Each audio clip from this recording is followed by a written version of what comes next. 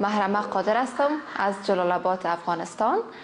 مدت 2 سال میشه در تاجیکستان زندگی میکنم. 21 سال هستم و در تاجیکستان همراه فامیلم زندگی میکنم. ما از صنف 7 و 8 بودم که علاقه به هنر رسامی آوردم و در می جریان با خود بعضی کارهای ابتدایی رسامی کار میکردم و بعدا امی نابرابری هایی که در افغانستان صورت گرفت علاقه ما بیشتر شد و خواستم از طریق هنر خود درد مردم خود بیان کنم، درد زنان را بیان بکنم در قالب رسم.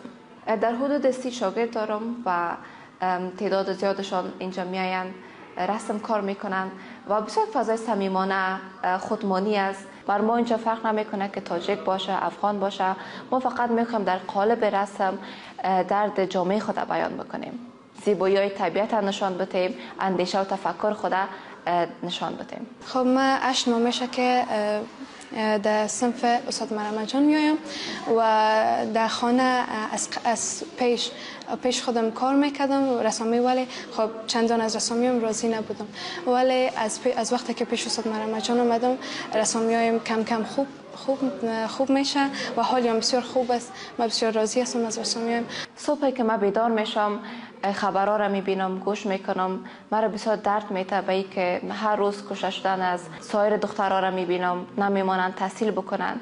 خیلی بر ما دردناک است و ما میخوایم که از طریق هنر خود دردشان، رنجشان در قالب یک رسم نشان بدم. دلیل اولیش که من خواستم این رسم کار کنم بسته شدن مکاتب برای دخترها بود که نمیتونن تحصیل بکنن و از حق خود دفاع کنن، نمیتونن به مو علاقه کوچک دارن برسن.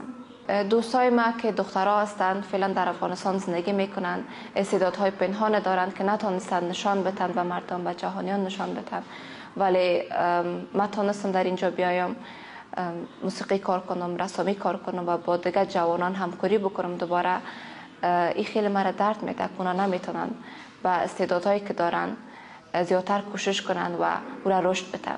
مرحمت جان یک کسی هست که در کورس وقتی که همراه ما آمده بود به حیث یک شاگرد آمده و فعلا یکی از بهترین استادهای ما هست و هنر نقاشی از اینا بهترین نقاشی ها را برای ما داره.